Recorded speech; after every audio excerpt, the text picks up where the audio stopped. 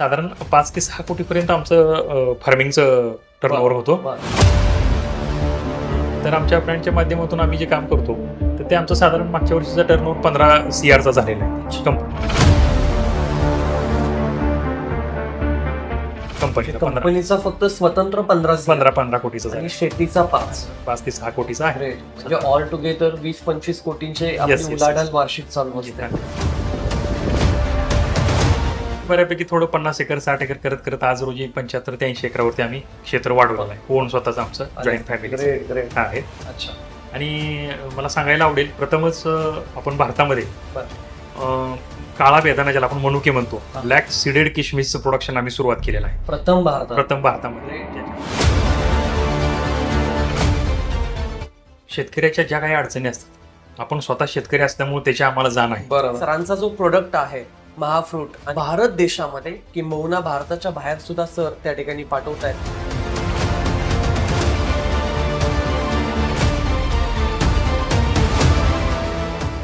आमच्या यशामध्ये Phaltan education society जे मालोजीराजे शेती विद्यालय याचा खूप मोठा रोल आहे.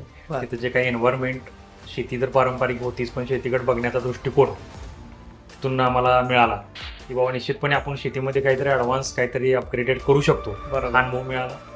आदरणीय शहा सर, आदरणीय निकम सर आणि आदरणीय शिंदे सर सुरुवातीच्या टप्प्यापासून असेल ते पहिले इंट्रोडक्टरी जो काही लेक्चर असतो तोपर्यंत सुद्धा शिस्त सगळ्यात इम्पॉर्टंट आम्हाला जाणवली. ज्यांना शेतीवर आधारित आपलं पारंपरिक क्षेत्र 60% जनता आज आपली त्याच्यावर अवलंबून आहे अशा ठिकाणी आपण शेतकऱ्याची मुलं म्हणून शेतकऱ्याच्या जीवनामध्ये काही परिवर्तन करू शकलो तर ते निश्चितपणेच या क्षेत्रातून आपल्याला शक्य होणार आहे.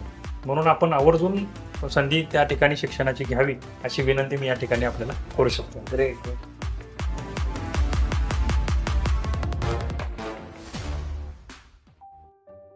नमस्कार.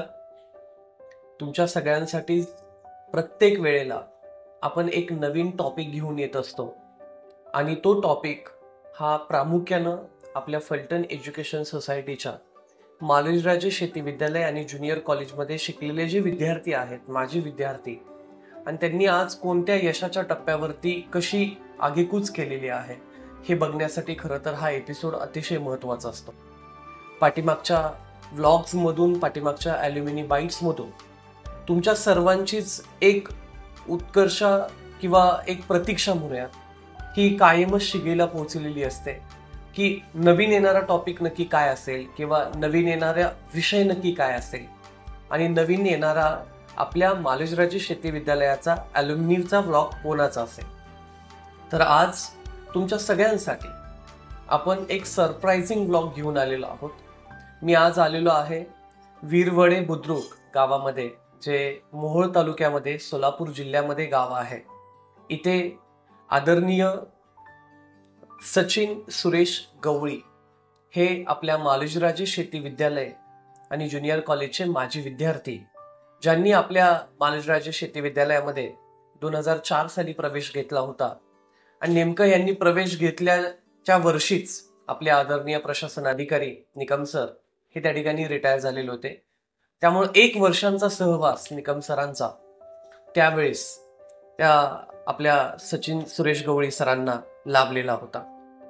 आज या गावामध्ये आल्यानंतर खरोखरच मला एवढा प्रचंड आनंद झाला कारण सचिन सरांनी त्यांच्या वडिलोपार्जित चालत आलेली जी काही क्षेत्र होतं जमीन होती त्याची डेव्हलपमेंट करून आज नॅशनल लेवलला किंबहुना इंटरनॅशनल लेवलला त्यांचा जो प्रोजेक्ट राबवण्याचं काम करतायत हे अतिशय उत्तम प्रकारचं काम आहे. आणि म्हणूनच त्यांच्या कामाच्या रिकग्नायझेशनमध्ये त्यांनी आत्ता त्यांचं चंद्रक्रांती फार्म सर्व्हिसेस नावाचं एक फर्म तयार केलेलं आहे. त्याच्या अंडरच त्यांचा महाफ्रूट नावाचा जो ब्रँड आहे तो आज संबंध भारत देशामध्ये आणि भारतासहित काही परदेशामध्ये सुद्धा तो ब्रँड आज नावलौकिक आहे. याच्या माध्यमातून द्राक्षांची खूप मोठ्या प्रमाणातली शेती त्याच्यामधून बेदाण्यांचा खूप मोठा बिझनेस तो प्रोडक्ट तयार करणं त्याच्यातले विविध प्रोडक्ट तयार करणं आणि सोलापूर जिल्ह्यातल्या किंबहुना महाराष्ट्रातल्या विविध शेतकऱ्यांना त्यांचा माल घेऊन त्यांना चांगली बाजारपेठ उपलब्ध करून देणं हे खरं तर चंद्रक्रांती फार्म सर्व्हिसेसचा हा मेन मोटिव्ह आहे. सरांना त्यांच्या चांगल्या कामगिरीबद्दल कृषी क्रांती पुरस्कार, जो पहिले कृषी भूषण पुरस्कार विजेते जे आहेत रावसाहेब कडलक यांच्या हस्ते कृषी क्रांती पुरस्कार सरांना त्या ठिकाणी मिळालेला आहे. त्याचबरोबर इंडिया कॉन्क्लेव्ह पुरस्कार हा दिल्लीमध्ये सरांना त्या ठिकाणी प्रदान करण्यात आलेला आहे.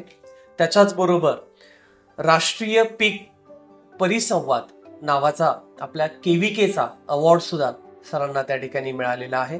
आणि सुपर शेतकरी अवॉर्ड अशाच काही ऑर्गनायझेशननी एकत्र येऊन सरांना त्या ठिकाणी दिलेला आहे. एवढ्या मोठ्या प्रमाणामध्ये सरांनी जी काही क्रांती केलेली आहे, खरोखरच चंद्रक्रांतीची ही खरं क्रांती सरांच्या माध्यमातून झालेली आपल्या सर्वांना पाहायला मिळते. त्यामुळंच आपल्या मालोजीराजे शेती विद्यालय आणि आपले आदरणीय प्राचार्य त्यावेळेचे निकम सर यांच्यामुळे आपल्याला दरवेळेसच एक खूप मोठा नावलौकिक मिळालेला पाहायला मिळतो. त्यामुळे आज इथं येऊन सरांना आपण काही प्रश्न विचारूयात आणि आपल्या महाराष्ट्रात शिकणाऱ्या तमाम विद्यार्थ्यांना की या व्लॉगच्या माध्यमातून तुम्हीही भविष्यामध्ये काय केलं पाहिजे, कुठल्याही प्रकारची उमेद न हरता कसं काम केलं पाहिजे, यासाठी आपण सरांना प्रश्न विचारणार आहोत. सर नमस्कार, आम्हाला या ठिकाणी संधी दिल्याबद्दल. सर, माझा पहिला प्रश्न तुम्हाला हा आहे की तुमचा नक्की जन्म कधी झाला आणि जन्मापासून इयत्ता 10वी पर्यंत शिक्षण तुम्ही कुठे घेतलं? नमस्कार. सर्वप्रथम आपण इथं आलात त्याबद्दल मी आपलं खूप आभार व्यक्त करतो. माझं नाव सचिन सुरेश गवळी. माझा जन्म 12 ऑगस्ट 1988 रोजी झाला. बरं.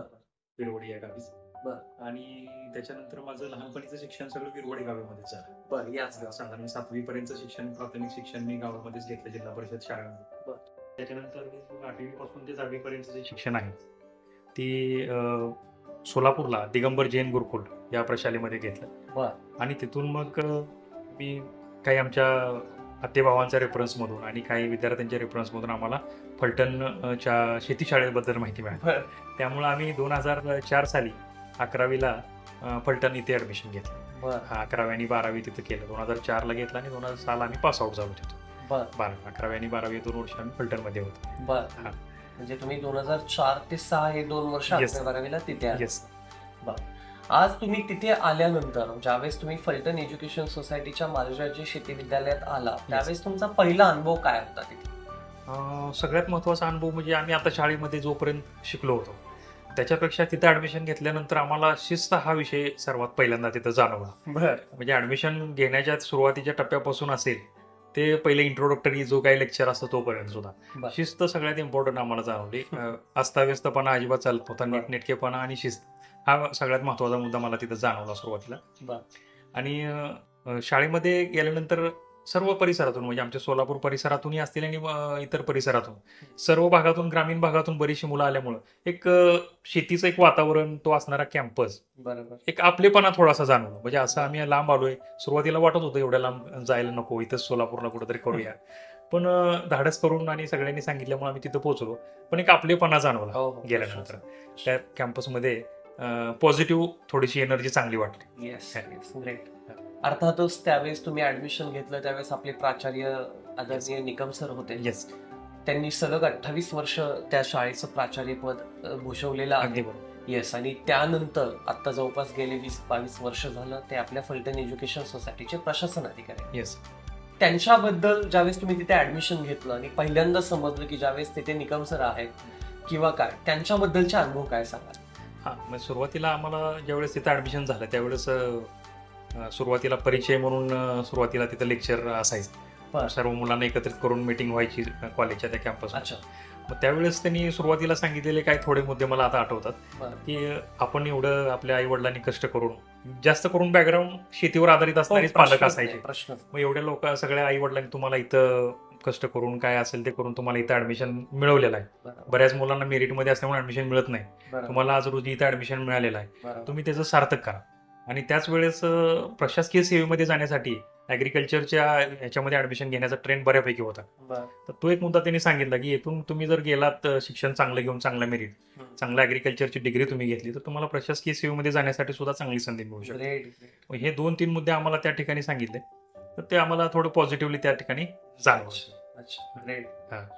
तिथून मग आपण 12वी नंतर पुढे BSc ऍग्री केली आय गेस येस येस पुण्यामध्ये doctor DY Patil DY Patil कॉलेजला वा. मी ऍग्रिकल्चर बिझनेस मॅनेजमेंट केलं वा. 2006 ते 10 वा. हे कृषीमधली पदवी घेतली. मग आणि त्या- त्यानंतर पुन्हा रिटर्न इथेच पुन्हा मग डेव्हलपमेंटचं सगळं आणि त्याच दरम्यान 2009-10 साली आम्ही माझा ब्रँड जो आहे महाफ्रूट म्हणून तो रजिस्ट्रेशन आम्ही त्यावेळेस केलं होतं महाफ्रूट म्हणून. तर अच्छा. त्याच्यावरती काम आपलं करायचंच होतं, पण इनिशियली त्या क्वालिटीचा प्रोडक्ट सुद्धा आपल्याकडे तेवढ्या क्वांटिटीमध्ये असणं गरजेचं होतं. बरोबर आमचं वैयक्तिक क्षेत्र साधारण 35-40 एकरापर्यंत त्यावेळेस होतं. बरं. मग इनिशियली सुरुवातीची 5-4 वर्ष मला डेव्हलपमेंट आणि प्रोडक्शन वाढवणे, एकरेज वाढवण्यामध्ये गेली. अच्छा म्हणजे तुम्ही ज्यावेळेस यात लक्ष येस घातलं येस त्यावेळेस 35च्या मग तुम्ही पुढे वाढवून आम्ही बऱ्यापैकी थोडं 50 एकर 60 एकर करत करत आज रोजी 75 ते 80 एकरावरती आम्ही क्षेत्र वाढवलं आहे. ओन स्वतःच आमचं जॉईंट फॅमिली. ग्रेट ग्रेट हा.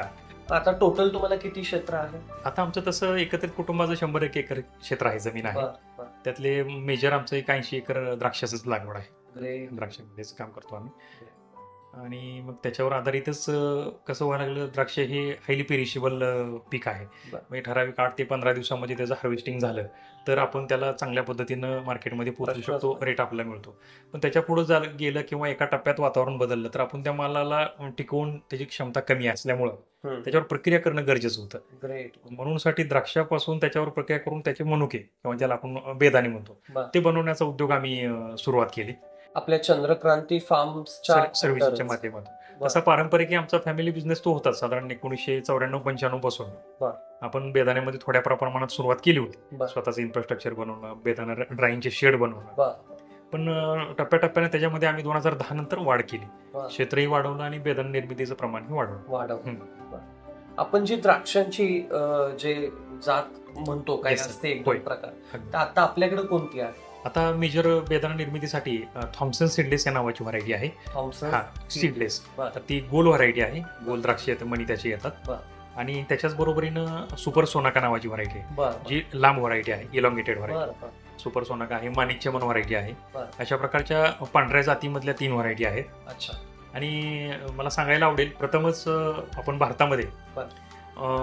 काळा बेदाणा ज्याला आपण मनुके म्हणतो, हा. ब्लॅक सीडेड किशमिशचं प्रोडक्शन आम्ही सुरुवात केलेलं आहे प्रथम भारतामध्ये. Great. ज्याच्यामध्ये ती नवीन व्हरायटी जी डेव्हलप केलेली आहे आपली आगारकर रिसर्च इन्स्टिट्यूट जे पुण्यामध्ये आहे, बरं. त्यांनी इंडियन व्हरायटी ती हायब्रिडायझेशन करून डेव्हलप केलेली व्हरायटी आहे. बरं. ती फार्मर लेवलवर आपण प्रथम लागवड केली 4 वर्षापूर्वी. बरं. आणि त्याचा एंड टू एंड प्रोडक्ट म्हणजे त्याचे पूर्ण अॅग्रॉनॉमिक प्रॅक्टिसेस सेट करण्यापासून ते एंड कस्टमर प्रोडक्ट पोहोचवण्यापर्यंत बरं. आम्ही ती पूर्ण एंटायर डेव्हलपमेंट केलेली आहे. ग्रेट आणि ती व्हरायटी एकमेव आजपर्यंत अफगाणिस्तान, इराण या देशातून तो माल आपल्याकडे इम्पोर्ट व्हायचा. बरं काळ्या मनुक्याचं आयुर्वेदामध्ये सांगितलं की खूप महत्व आहे. बरोबर ज्याच्यामध्ये बिया आहेत, त्याच्यातून अँथोसायनिन पिगमेंट आहे, ते शरीराला त्याच्यामध्ये अँटी कॅन्सर प्रॉपर्टीज आहेत, जे शरीराला खूप चांगलं आहे, अशा रक्तवाढीसाठी चांगला आहे, बरं असा तो मनुका असतो. तर तो आम्ही इथं प्रोडक्शन करायला सुरुवात केली सर. बरं ह्या 3-4 प्रकारच्या व्हरायटी आमच्याकडे आहे. मग गेल्या 4 वर्षांपासून त्याच्यात येस, आम्ही ब्लॅक व्हरायटीमध्ये पण काम चालू केलं. ग्रेट. मग आपल्याकडे आता 2 प्रकारच्या व्हरायटी हा, म्हणजे पांढऱ्यामध्ये लांब आणि गोलमध्ये आहेत ते 2 झाले, आणि ब्लॅकमध्ये म्हणजे टोटल 3 3 व्हरायटी आहेत आमच्या.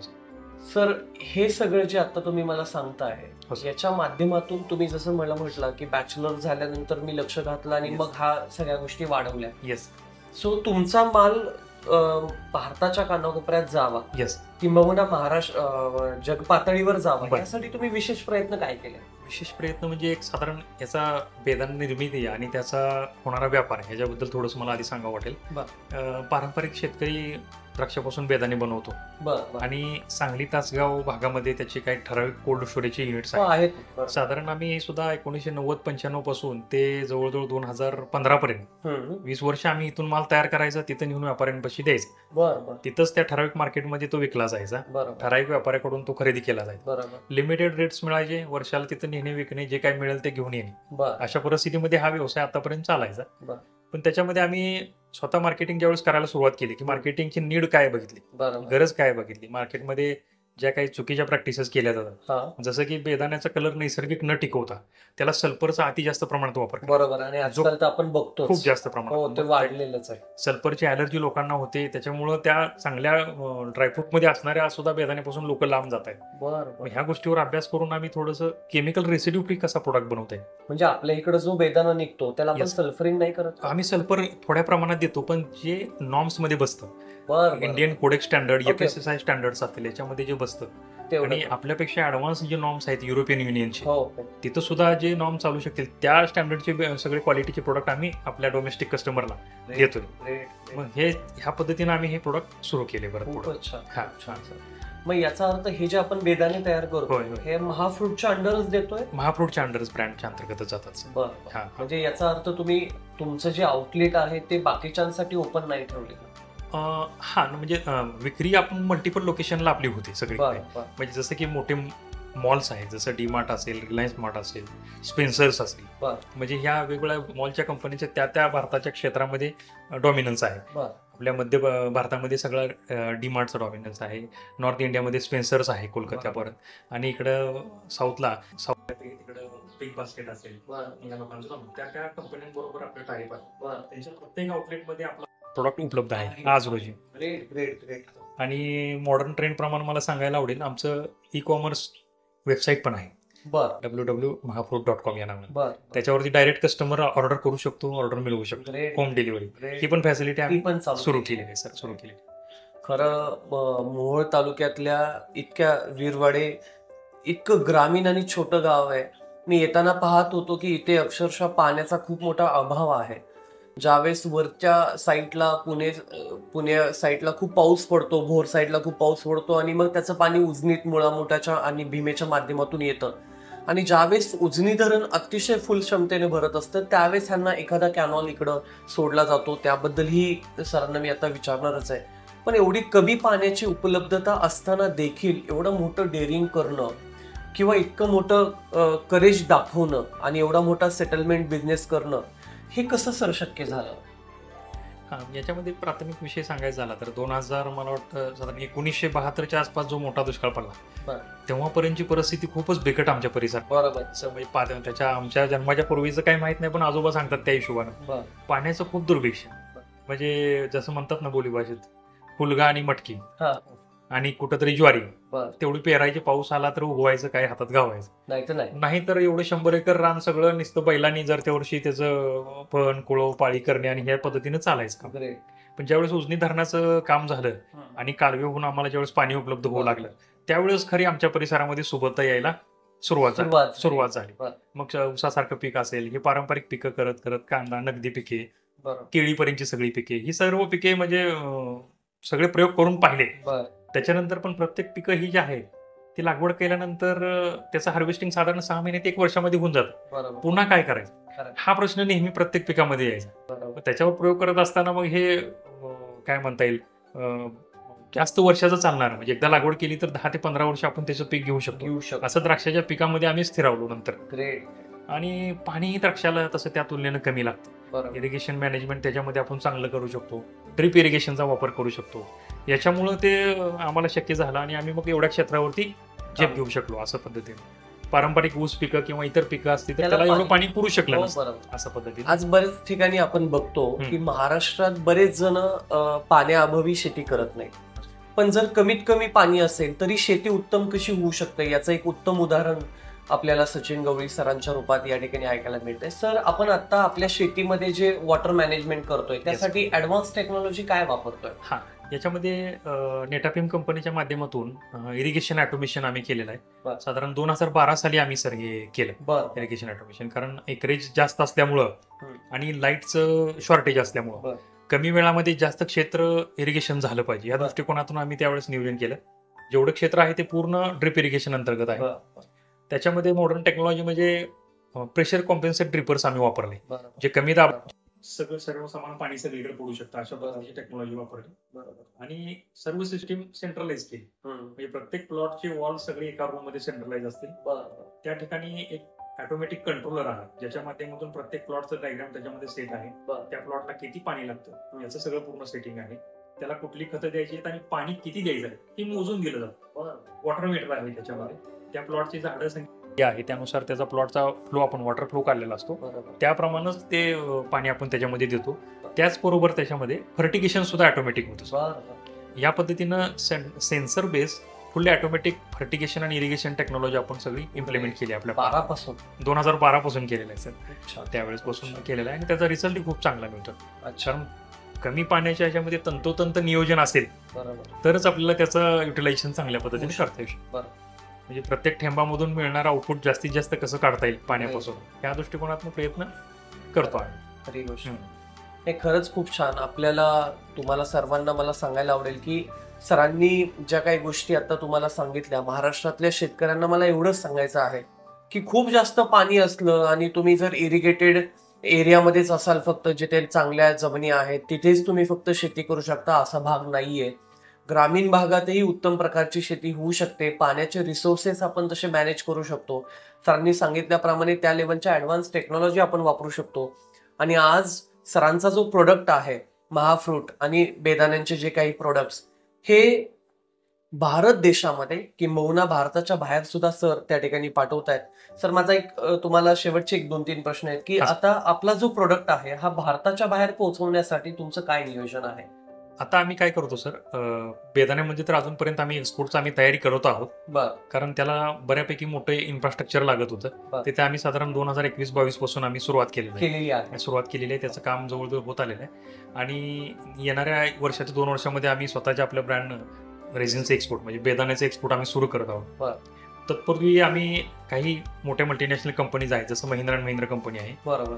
त्याचबरोबर नाशिकची 1-2 एक्सपोर्टर कंपनी आहे. त्यांना थर्ड पार्टी म्हणून आम्ही सर्व्हिस प्रोव्हायडरशिप म्हणून आम्ही काम सध्या करतो. आपल्या पॅक हाऊसवरून मागील 3 वर्षामध्ये जवळजवळ 100 कंटेनर आम्ही इथून फ्रेश द्राक्ष एक्सपोर्ट केलेले आहेत. हा, डायरेक्ट आम्ही इन्व्हॉल्व एक्सपोर्टमध्ये नाही येत अजून, पण अनुभव मिळेल तोपर्यंत आम्ही त्या पद्धतीने काम करत आहोत.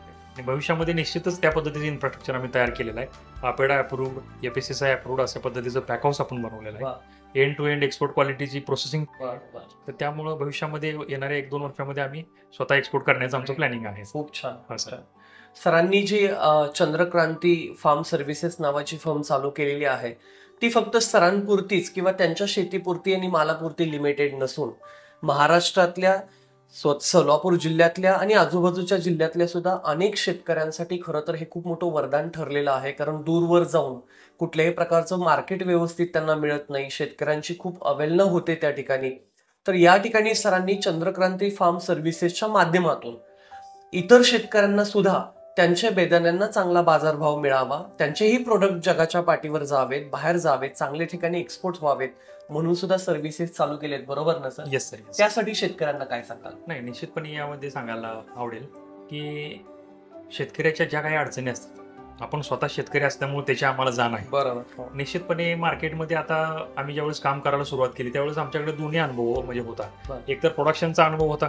5 ते 10 वर्ष ऑन फील्ड मी स्वतः काम केलेलं आहे. पूर्ण end to end input supply पासून ते माल पूर्ण हार्वेस्टिंग पर्यंत स्वतः पारंपरिक आमचा फॅमिली अनुभव होता. त्याचबरोबर मी स्वतः सुद्धा डिग्री नंतर 10 वर्ष ऑन फील्ड काम केले. त्याच्यानंतर एक गोष्ट जाणवली की चुकीची माहिती चुकीच्या कन्सल्टंट कडून दिली गेल्यामुळे शेतकऱ्याचा अनावश्यक खर्च खूप वाढतो. जे काही गरज नसेल असा खर्च वाढला जातो. त्याच्यामुळे प्रोडक्शन कॉस्ट जर आपली वाढली शेतकऱ्याची तर निश्चितपणे आपला उत्पादनाचा नेट मार्जिन आपलं कमी होणार आहे. अगदी बरोबर. मग ह्या मुद्दा ज्यावेळेस माझ्या लक्षात आला त्यावेळेस मी शेतकऱ्याला कन्सल्टिंग द्यायला सुद्धा सुरुवात केली. म्हणजे आपल्याकडे जे चांगलं ज्ञान आहे, जिथं शेतकऱ्याची बचत होऊ शकते पैशाची, अशा गोष्टी शेतकऱ्याला उपलब्ध करून द्यायला सुरुवात केली. मग शेतकऱ्याचा माल ज्या क्वालिटीचा आपल्याला पुढे भाव चांगला मिळणार आहे तो सुरुवातीपासूनच पिकाचं नियोजन केलं तर 100% द्राक्षे चांगली होणार आहेत. चांगली द्राक्ष असेल तर चांगले बेदाणे बनणार आहे. त्यामुळं एंड प्रोडक्ट चांगला मिळण्यासाठी ऍग्रिकल्चर ॲग्रोनॉमिक प्रॅक्टिसेस चांगल्या असणं गरजेचं आहे. त्या दृष्टीने शेतकऱ्याला मदत करतो. आणि दुसरा, ज्यावेळेस शेतकऱ्याचा माल तयार होतो आमच्या पॅक हाऊसला प्रोसेसिंगसाठी येतो, त्यावेळेस प्रोसेसिंगमध्ये सुद्धा खूप माल प्रॅक्टिसेस होतात. म्हणजे मालाचा कलर अनावश्यक आर्टिफिशियल कलर असेल, सल्फर असेल याचा वापर करून वाढवला जातो, पण तो ग्राहकांच्या हेल्थसाठी खूप हानिकारक आहे. बऱ्याचशा ग्राहकांना त्याच्यामुळे अलर्जीचे प्रॉब्लेम्स होऊ लागले. मग हे टाळण्यासाठी म्हणून आम्ही एक स्टँडर्ड प्रोसिजर त्याची डेव्हलप केली, जेणेकरून मालाचा कलर नैसर्गिक सगळं मेंटेन राहिलं पाहिजे, त्याचे प्रॉपर्टीज मेंटेन राहिल्या पाहिजेत आणि मार्केटमध्ये सुद्धा चांगला माल ग्राहकाला पोहोचला पाहिजे. इव्हन त्याच्यामध्ये प्रोसेस चांगली असेल तर आहे तोच नैसर्गिक माल सुद्धा आर्टिफिशियल ट्रीटमेंट केलेल्या मालापेक्षा चांगला रेट मिळून देऊन जातो. आणि घेणाऱ्या ग्राहकाला विश्वासार्ह चांगल्या क्वालिटीचा माल सातत्याने जर मिळत गेला तर आपला ग्राहक सुद्धा भक्कम होणार आहे. हे मुद्दे शेतकऱ्यांना सांगितल्यामुळं कन्व्हर्जन रेट थोडा सुरुवात झालेला आहे. जे शेतकरी आमच्याकडे प्रोसेस करतात त्याला मिनिमम 10 रुपये तरी प्रति किलो मागे मार्केटमध्ये चांगला रेट मिळतो. कारण एका शेतकऱ्याचा साधारण 70 बॉक्सचा इतर कम्पेअर बाकीच्या कम्पॅरिझन मध्ये आपल्याकडे 10 रुपये माल जास्त. फक्त प्रोसेसिंग चांगल्या पद्धतीने होऊ शकते. आणि सगळ्याचा विषय असा म्हणजे साधारण 100 बॉक्सचा त्याचा उकल असेल तर एक बॉक्स पासून ते 100व्या बॉक्स पर्यंत सेम क्वालिटी एंटायर उकल मध्ये मिळेल. काही बऱ्याच ठिकाणी माल प्रॅक्टिसेस माल मिक्स करणे अशा पद्धतीच्या प्रॅक्टिस होत असतात. ह्या गोष्टी समजावून देऊन चांगल्या क्वालिटीचा माल ग्राहकापर्यंत पोहोचवा, रिपीट कस्टमर आपल्याला येईल. त्यामुळे हळूहळू हे लोकांना कन्व्हर्टला समजत आहे, लोक त्या पद्धतीने अडॉप्ट करायला सुरुवात झाली. अच्छा, नाही खूपच छान सर. खरं तर ऐकून मनापासून खूप आनंद झाला. Yes. आपल्या तुमचे जे काही आता चंद्रक्रांती फार्म सर्व्हिसेस आहे किंवा Yes. तुमची 100 एकर जमीन त्याच्यातून निघणारं जे काही उत्पन्न आहे, Yes. आज आपण वर्षाकाठी किती पर्यंत पोहोचलेलो आहोत? आपला वार्षिक टर्नओव्हर सगळा मिळून किती पर्यंत जातो? साधारण आता सांगायचं झालं तर आता शेतीचा आमचा थोडासा एक वेगळा विभाग आहे. म्हणजे प्रत्यक्ष शेतीचं उत्पादन प्रोडक्शन आणि कंपनीचं थोडंसं वेगळं आहे. साधारण 5 ते 6 कोटी पर्यंत आमचं फार्मिंगचं टर्नओव्हर होतो वर्षाकाठी. आणि आता या वर्षी सांगायचं झालं तर 50% प्रोडक्शन कमी आहे. त्यामुळे दर जवळजवळ 100% वाढलेले आहे. म्हणजे 150-200 रुपयाने जाणारा मला 400 रुपयाने जातोय. त्यामुळे शेतीमधलं फ्लक्च्युएशन हे 50% 100% होत आहे. पण त्याच्याच विषयानं पुढे सांगायचं झालं तर आमच्या ब्रँडच्या माध्यमातून आम्ही जे काम करतो तर ते आमचं साधारण मागच्या वर्षीचा टर्नओव्हर 15 CR चा झालेला आहे. कंपनीचा फक्त स्वतंत्र 15 कोटीचा आणि शेतीचा 5 ते 6 कोटीचा आहे. म्हणजे ऑल टुगेदर 20-25 कोटींचे आपली उलाढाल वार्षिक चालू असते. त्या पद्धतीपर्यंत खूप मोठी गोष्ट आहे. मनापासून आनंद वाटला. खरं तर फलटण एज्युकेशन सोसायटी, मालुजीराजे शेती विद्यालय आणि ज्युनियर कॉलेज, आदरणीय निकम सर, ह्यांचं जे काही नातं आहे ना, ह्या नात्यातून प्रत्येक वेळी मी तुम्हाला सांगत आलोय की सरांच्या हाताखालून आजपर्यंत अनेक विद्यार्थी, असंख्य विद्यार्थी घडलेत. आज मालुजीराजे आणि शेती विद्यालयामधून 50,000पेक्षा जास्त विद्यार्थी घडून गेलेत. त्यातले 35,000पेक्षा अधिक विद्यार्थी हे बाहेरचे मोस्ट सक्सेसफुल लोक आहेत. आणि त्याचं एक उत्तम उदाहरण सचिन गवळी सरांच्या रूपात आपल्या आज समोर आहे. कारण तुम्हाला सर्वांना माहिती आहे आज या जीवनामध्ये 1 रुपया कमवणं, त्याला सस्टेन करणं, टिकवणं किती अवघड गोष्ट आहे. पण सरांनी शेती, त्यात पण जिरायत भाग, खूप कष्ट करावे लागतात. खूप अनुकूल परिस्थिती इथं नाहीये तरी सुद्धा शेती प्लस त्याच्या चंद्रक्रांती फार्म सर्व्हिसेसच्या माध्यमातून 20 ते 25 कोटी रुपयांचा टर्नओव्हर एक वर्षाला गाठणं, ही किमया करणं सर खूप अवघड गोष्ट आहे. आणि तुम्ही ती करून दाखवल्याबद्दल फलटण एज्युकेशन सोसायटी, आमच्या फलटण एज्युकेशन सोसायटीचे सेक्रेटरी साहेब आदरणीय बाबा, प्रशासन अधिकारी निकम सर आणि सर्वांच्याच माध्यमातून मी तुमचं मनापासून अभिनंदन करतो, कौतुक करतो. आणि आम्हाला खरंच तुमची एक व्हिजिट आमच्या शेतीशाळेला, जिथे तुम्ही ऑलरेडी शिकलाय, तिथे नक्की आवडेल, तुम्ही याल अशी अपेक्षाही व्यक्त करतो. एक शेवटचा संदेश आपल्या विद्यार्थ्यांना आणि आपल्या फलटण एज्युकेशन सोसायटीला आपण काय द्याल? निश्चितपणे आमच्या यशामध्ये फलटण एज्युकेशन सोसायटी जे मालुजीराजे शेती विद्यालय याचा खूप मोठा रोल आहे. तिथे जे काही एन्व्हायरमेंट, शेती तर पारंपरिक होतीच पण शेतीकडे बघण्याचा दृष्टिकोन तिथून आम्हाला मिळाला की बाबा निश्चितपणे आपण शेतीमध्ये काहीतरी ऍडव्हान्स, काहीतरी अपग्रेडेड करू शकतो, हा अनुभव मिळाला. त्याही वेळेस आम्हाला तिथून शिकून गेलेल्या मुलांचा, प्रशासकीय अधिकाऱ्यांचा मुलाखतीच्या माध्यमातून संपर्क व्हायचा. निश्चितपणे प्रेरणा त्या ठिकाणी मिळायची. ओव्हरऑल सांगायचं झालं तर आम्हाला त्या ठिकाणी आठवण येते की बाबा आम्हाला PCM ग्रुपसाठी आदरणीय शाह सर, आदरणीय निकम सर आणि आदरणीय शिंदे सर यांचा ग्रुप होता. मी तसा सर्वसाधारण 10वीला 54-55% मार्क मिळवून उत्तीर्ण झालेला विद्यार्थी, पण मला क्रॉप प्रोडक्शन हा विषय तिथे मिळाला आणि निश्चितपणे एक त्याची आवड निर्माती झाली. मला एक साधारण 60 ते 65% 12वीला मार्क मिळाले, प्लस आमचे ॲडिशनल 20% असे मिळून 85% पर्यंत मी जाऊ शकलो. निश्चितपणे त्या वातावरणाचा, तिथल्या शिक्षणाचा आणि शिस्तीचा चांगला उपयोग मला झाला. भविष्यामध्ये माझं बघण्याचा शेतीकडे दृष्टिकोन त्याच्यामुळे बदलला. आणि याच्यामुळेच चांगल्या वातावरणामध्ये, ज्या ठिकाणी चांगल्या वेव आहेत अशा ठिकाणी आपण अशा शालेय शिक्षणामध्ये वातावरणामध्ये जर शिकलो तर निश्चितपणे भविष्यावरती त्याचा पॉझिटिव्ह परिणाम होणार आहे. त्यामुळे आमचं तर असाच रेफरन्स सगळ्यांना राहील की परिसरातील विद्यार्थ्यांना, ज्यांना शेतीवर आधारित आपलं पारंपरिक क्षेत्र, 60% जनता आज आपली त्याच्यावर अवलंबून आहे, अशा ठिकाणी आपण शेतकऱ्याची मुलं म्हणून शेतकऱ्याच्या जीवनामध्ये काही परिवर्तन करू शकलो तर ते निश्चितपणेच या क्षेत्रातून आपल्याला शक्य होणार आहे. म्हणून आपण आवर्जून संधी त्या ठिकाणी शिक्षणाची घ्यावी अशी विनंती मी या ठिकाणी आपल्याला करू शकतो. Great, thank you sir, thank you so much. खूप छान वाटलं आज तुमच्याशी बोलून. आणि आपला जो काही प्रतिसाद आपल्या फलटण एज्युकेशन सोसायटीला आणि शाळेला, सरांना मिळाला तो कायम असाच राहू देत एवढी अपेक्षा व्यक्त करतो. आणि आपण या ठिकाणी थांबूया. थँक्यू.